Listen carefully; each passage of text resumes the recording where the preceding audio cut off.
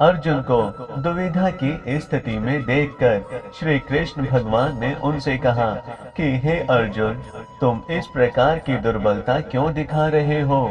तुम इस भ्रम की अवस्था में किस तरह आ गए? तुम जैसे महान योद्धा को इस तरह का आचरण शोभा नहीं देता है। यह तुम्हारे और तुम्हारे वंश के लिए अपकीर्ति लेकर आएगा। कायर मत बनो, हृदय की दुर्बलता को त्याग कर युद्ध करो। श्री कृष्ण के इस तरह के वचन सुनकर भी अर्जुन की दुविधा समाप्त नहीं हुई। उसने कहा कि उसे यही लग रहा है कि स्वजनों की हत्या कर प्राप्त किया गया राज्य किसी काम का नहीं है। इससे तो अच्छा है कि वह भिक्षा मांगते हुए अपना बाकी का जीवन बिता दे। परिजनों का वध करने से अच्छा है कि वह उनके हाथों मारा जाए। वह जिस मन स्थिति में है, सही और गलत का फैसला करने में असमर्थ है। अर्जुन दिग्भ्रमित है, इस स्थिति में युद्ध नहीं कर सकता है। तब श्री कृष्ण ने मुस्कुराकर अर्जुन की तरफ देखा और कहा कि वह उस बात के लिए दुखी हो रहा है जिसके लिए किसी भी तरह का दुख नहीं किया जाना चाहिए।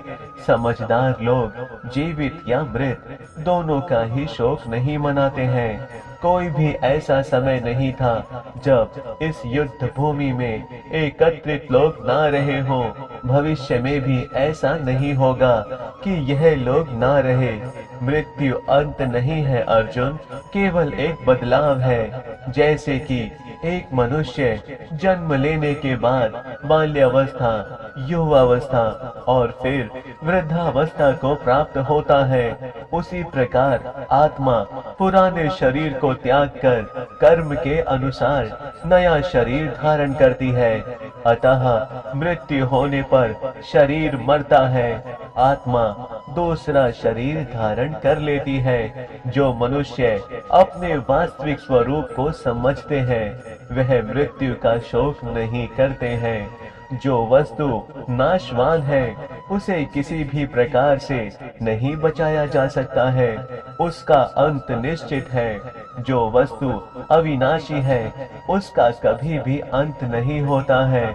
शरीर नाशवान है, उसका अंत निश्चित है, परंतु शरीर में वास करने वाली आत्मा अविनाशी है, उसका कभी अंत नहीं हो सकता है।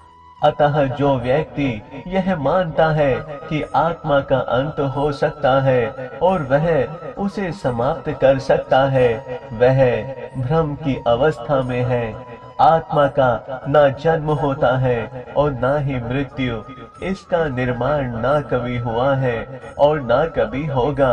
आत्मा शाश्वत अविनाशी है, यह काल से परे है। नाश केवल शरीर का होता है। श्री कृष्ण यहाँ कहते हैं कि यदि आत्मा की मृत्यु नहीं हो सकती है, तो वह अपने प्रियजनों की हत्या कैसे कर सकता है? श्री कृष्ण ने समझाया, जिस प्रकार मनुष्य पुराना वस्त्र त्याग कर नया वस्त्र धारण करता है, उसी प्रकार आत्मा पुराने शरीर को त्याग कर नया भौतिक शरीर धारण करती है। अतः शरीर नष्ट होता है, आत्मा नहीं।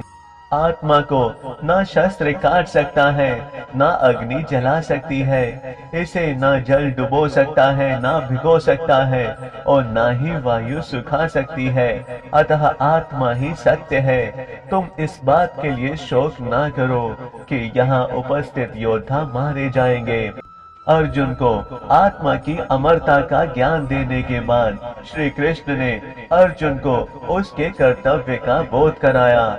उन्होंने कहा, यह युद्ध सत्य के लिए लड़ा जा रहा है। इस युद्ध से दूर भागकर वह अपने धर्म से विमुख होगा। उसके शत्रु उसे कायर कहेंगे। यह उसके लिए अपकीर्ति लेकर आएगा। अपकीर्ति मृत्यु से भी भयंकर है। यदि वह युद्ध करते हुए मारा गया तो उसे स्वर्ग की प्राप्ति होगी। यदि युद्ध में विजय मिली तो राज्य का सुख प्राप्त होगा। अतः हानि लाभ जय पराजय से ऊपर उठकर युद्ध करो। अर्जुन को उसके कर्तव्य का बोध कराने के पश्चात श्री कृष्ण उसे वह ज्ञान देते हैं जो मुक्ति में सहायक है। श्री कृष्ण कहते हैं कि जिनकी बुद्धि सांसारिक सुख प्राप्त करने में लिप्त होती है वह विभिन्न प्रकार की वस्तुओं की तरफ आकर्षित होते हैं। प्रलोभन उन्हें आकर्षित करते हैं, परंतु जो अपनी बुद्धि को स्थिर रखकर अपने धर्म के प्रति सजग रहते हैं उनका मन भटकता नहीं है। कामनाओं से ग्रसित लोगों की बुद्धि सीमित होती है, वह अपने कर्तव्य का पालन केवल अपनी इच्छाओं की पूर्ति के लिए करते हैं। ऐसे लोग वेदों से वही ग्रहण करते हैं जो स्वर्ग का सुख दिलाने में सहायक होता है। उनका उद्देश्य सिर्फ अपनी इंद्रियों को संतुष्ट करना होता है। कामनाओं से ग्रसित लोग वेदों से प्राप्त ज्ञान को अपनी सीमित बुद्धि के अनुसार समझकर उनका उतना ही पालन करते हैं जितना उन्हें सांसारिक सुखों की प्राप्ति में सहायक होता है। श्री कृष्ण कहते हैं कि हे अर्जुन, तुम सीमित बुद्धि से ऊपर उठकर परम सत्य को जानने का प्रयास करो। अतः अर्जुन, तुम अपना कर्म करो, उसके परिणाम की चिंता मत करो। कर्म के फल से स्वयं को असंबंध रखकर केवल अपने कर्तव्य पर ध्यान दो। जो स्वयं को कर्ता मानकर कर्म के फल से अपने आप को बांध लेते हैं वह परम गति को प्राप्त नहीं कर पाते हैं। अतः फल की इच्छा से मुक्त होकर कर्म करो, यही वास्तविक योग है। श्री कृष्ण से मिले ज्ञान को समझने के लिए अर्जुन उत्सुक हो जाता है। वह प्रश्न करता है कि जो लोग इस प्रकार आध्यात्मिक ज्ञान से पूर्ण होते हैं उनकी चारित्रिक विशेषताएं क्या होती है माधव? उसकी जिज्ञासा का उत्तर देते हुए श्री कृष्ण कहते हैं कि हे पार्थ, ऐसा व्यक्ति सांसारिक सुखों से अपना ध्यान हटा लेता है, राग, द्वेष और भय और क्रोध से रहित होता है। ऐसे व्यक्ति को स्थित प्रज्ञ कहते हैं। जैसे कछुआ अपने सारे अंगों को अपने खोल के भीतर समेट लेता है, वैसे ही स्थित प्रज्ञ व्यक्ति अपनी इंद्रियों को सारी सांसारिक वस्तुओं से अलग कर लेता है। आरंभ में यह कार्य कठिन होता है। जब व्यक्ति इंद्रियों को सांसारिक सुखों से अलग करने का प्रयास करता है तो वह उसे अपनी तरफ आकर्षित करते हैं। उसी तरह जैसे तेज हवा नौका को उसके गंतव्य से दूर ले जाती है, सांसारिक सुखों से ध्यान हटाना कठिन होता है। ऐसे में क्रोध उत्पन्न होता है जो विवेक का नाश करता है। विवेक का नाश होने पर व्यक्ति सर्वनाश की तरफ बढ़ता है। जो व्यक्ति फलों की इच्छा से रहित होकर स्वयं को मेरे प्रति समर्पित कर देता है वह सारे सांसारिक बंधनों से मुक्त हो जाता है। वह सांसारिक प्रलोभनों से प्रभावित नहीं होता है। जैसे कि सागर विभिन्न नदियों के उसमें मिलने से अशांत नहीं होता है। अतः श्री कृष्ण ने पहले अर्जुन को उसकी भूल का ज्ञान कराया, उसके बाद ही उसे वह ज्ञान दिया जिससे वह समझ सके कि वह सिर्फ अपने दायित्व का पालन कर रहा है। कोई भी व्यक्ति किसी ज्ञान को तभी सही प्रकार से ग्रहण कर सकता है जब उसका मन उसे प्राप्त करने के लिए तैयार हो। यदि श्री कृष्ण अर्जुन को उसकी भूल बताए बिना सीधे आत्मा और उसकी अमरता का ज्ञान प्रदान करते तो वह उसे सही तरह से नहीं समझ पाता। उसका मन तो इसी में उलझा रहता कि युद्ध करने से अच्छा तो संन्यास लेना है, परिजनों का वध करने से भिक्षा मांगकर जीवन यापन करना श्रेष्ठ है। तब वह आत्मा और उसकी अमरता को सही तरीके से नहीं समझ पाता।